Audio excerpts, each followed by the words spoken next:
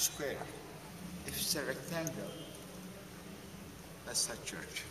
The churches are in rectangle shape. That's the type we call it basilica type. Before the sects, churches were in rectangle, in basilica. Nowadays, churches are in cross shape. In basilica churches, it's a rectangle building, but the cross is always symbolized in the ceiling, not in this one. When they made it, once they changed it. The shape is a shape of a basilica type church.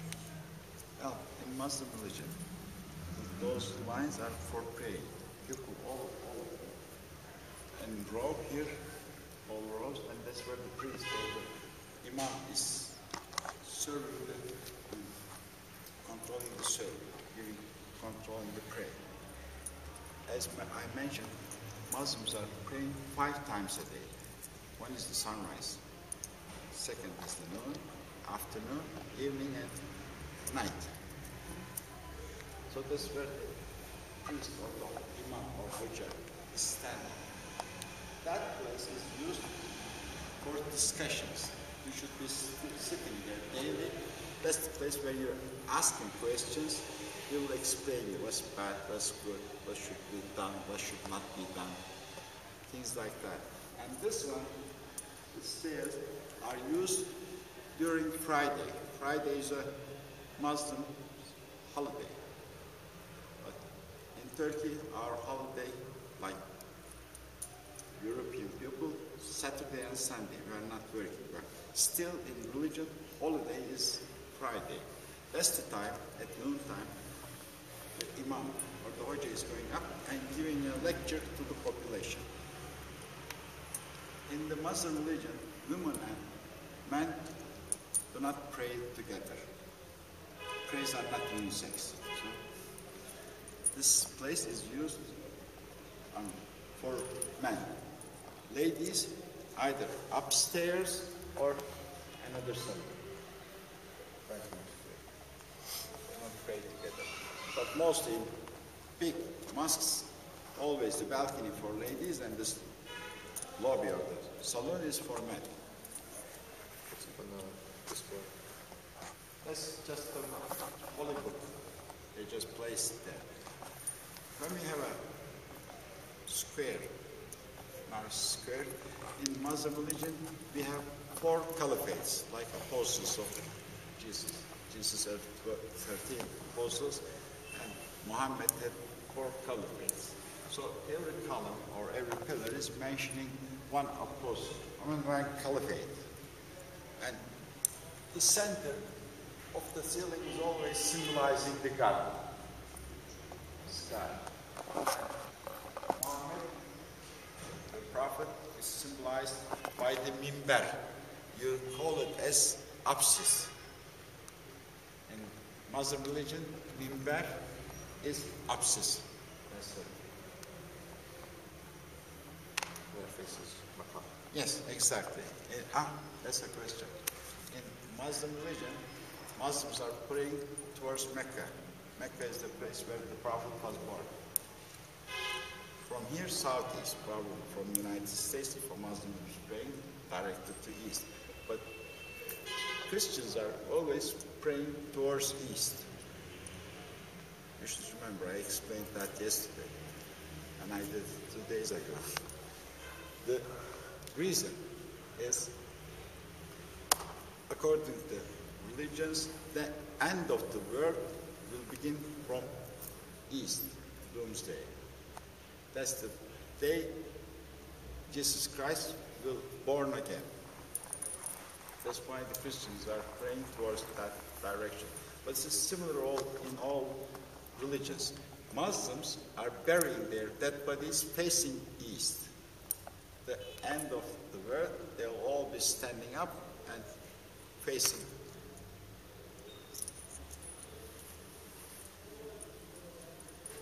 And those are the beads they use while praying. Look at 99 stones. All stone has a name of the God. in Muslim religion, God have 99 names.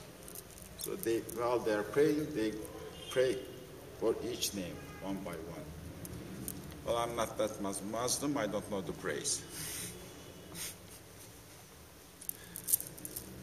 Any questions?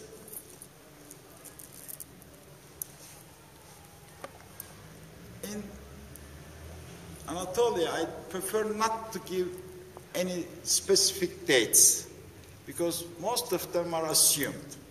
When I said this was a temple, that means I'm mentioning a date almost 3,500 years or so. It's so hard to get a definite date. So this was a temple.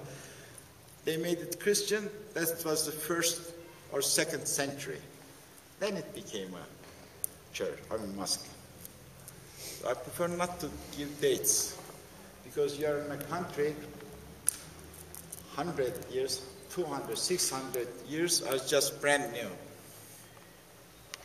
They recently discovered a new village about 250 miles from here, and it was dated to 13,500 years.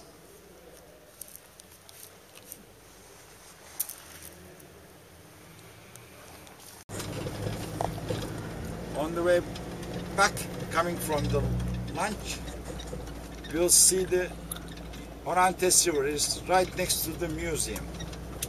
Now we are going to Harbiye, Daphne's Valley. That's where we are going to have the lunch. During the Roman period, all the villas of rich people were in that area. Now they're all gone, but the mosaics of those villas are in the museum. After lunch, we'll visit the museum. You'll see the mosaics of all Roman villas. During the Roman period, at the same time, that valley was full of fountains, springs, everything was there. So Romans were transferring the water by aqueducts to Antioch. And you'll see a lot of laurel trees there. Those are bay leaves, you know, it's bay leaves. They're wild ones. The legend or the story goes like this.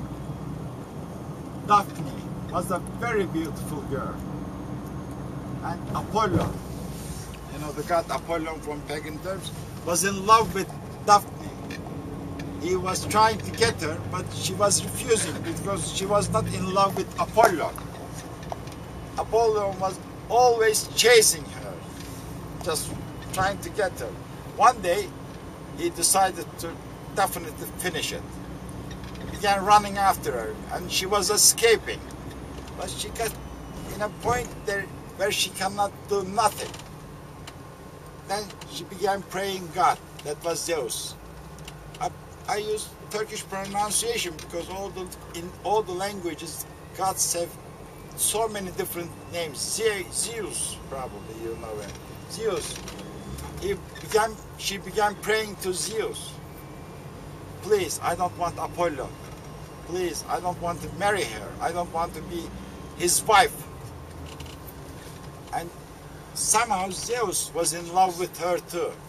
So he didn't want to just get rid of her.